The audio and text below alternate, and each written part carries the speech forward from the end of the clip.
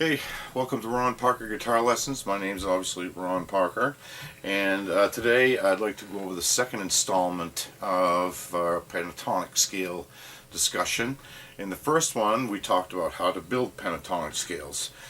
We do that from the major scale in any given key. Then we take pitches 1, 2, 3, 5, and 6 from the major scale in order to build the pentatonic scale. So 1, 2, 3, 5, and 6 ends up being 5 notes, and that's where it gets its name penta, which actually means 5.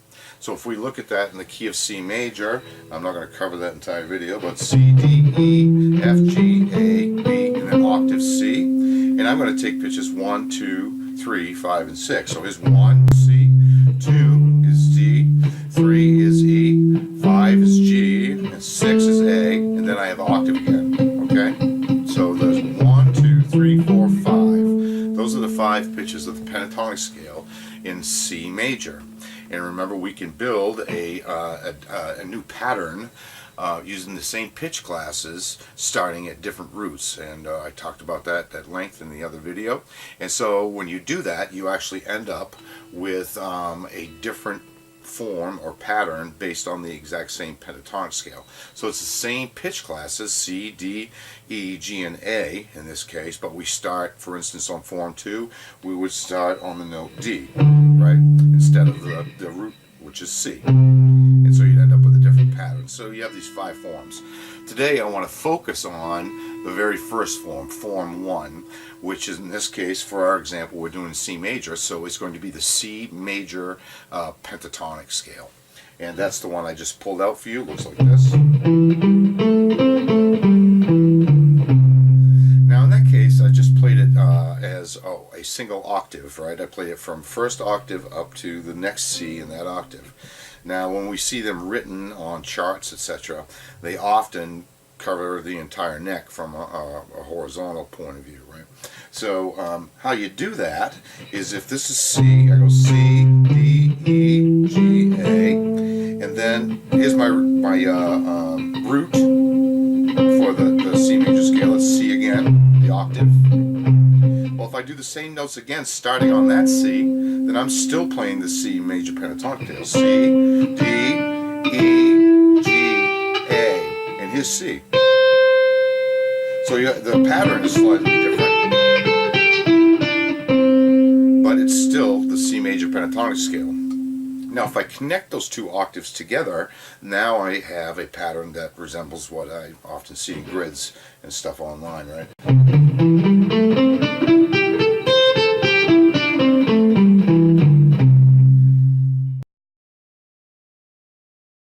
So fret 8, fret 10, which is D, and then we have the 5th string on the 7th fret, that's E, and then we have the 10th fret on the 5th string, that's G, and then we have the 7th fret on the 4th string, that's A, and then we have the 10th fret on the 4th string, that's C, and then we have the 7th fret on the 3rd string, that's D, and then we have the 9th fret on the 3rd string, which is E, and then we have, what is that, 8th fret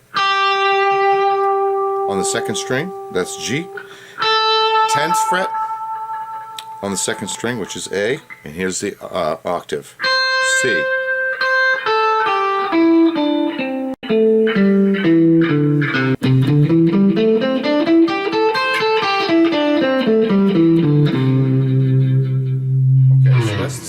Pentatonic scale, root on the 6th, and how it is built in a single position.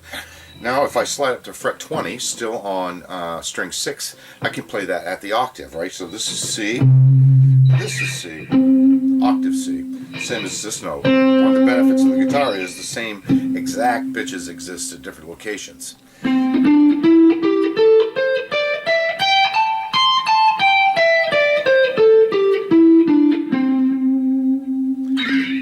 Also do it root on the 5th, right? So if I go to the root 5th string, that's going to be on the 3rd fret. I got C, D, E, same thing, same pitch classes.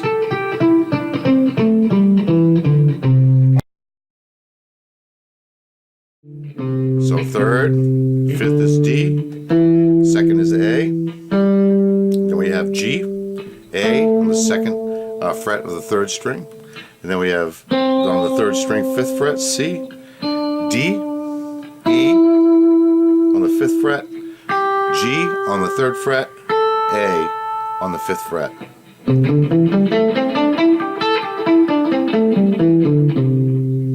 I can slide that up to an octave, which is the 15th fret on the second string.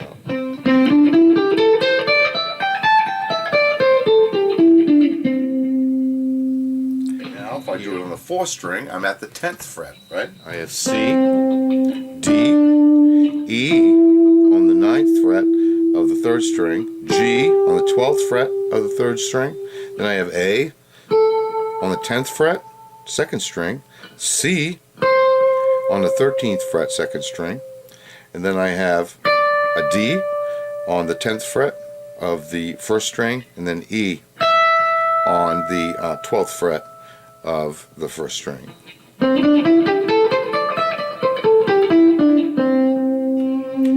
I can also slide that up to the 22nd fret, depending on what pattern, how many frets you have on your guitar. I mean, you can play this differently.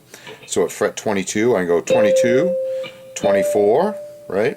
Here's E, and here's G, here's A at the 22nd fret, and here's C at the 20th fret. And I can keep going up to the 22nd fret.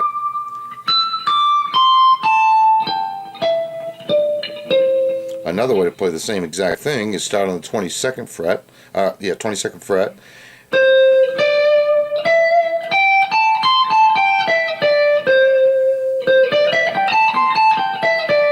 So depending on how many frets you have, you might have to change that pattern or to repeat the notes of the pentatonic scale.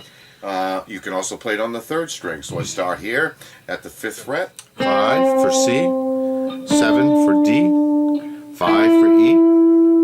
I have 8 for G, A is at the 5th fret, and then C is at the 8th fret.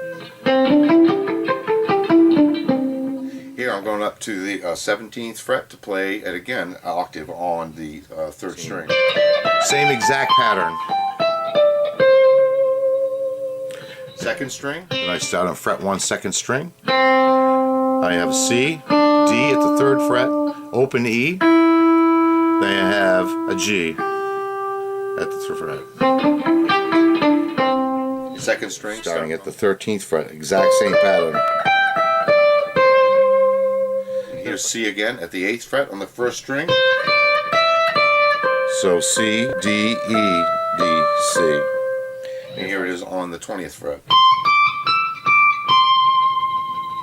So obviously you can see that C major pentatonic with the C in the root exists across many locations on the neck. It is super beneficial to know them all. But I'm going to show you, in that case we were covering essentially 2 octaves in many cases, and some we were not. Even finishing out the scales, we went further down strings, just not enough notes. And in subsequent videos I'll show you how to connect multiple pentatonic scale degrees in order to create more of a vertical type of traversing the neck, where you can connect multiple octaves together in order to create a more elongated type of pentatonic scale. If you like what you're seeing in the video, please go ahead and click that subscribe button. There's going to be a lot more videos coming down the pipe, and hey, and thanks for dropping in today. See ya.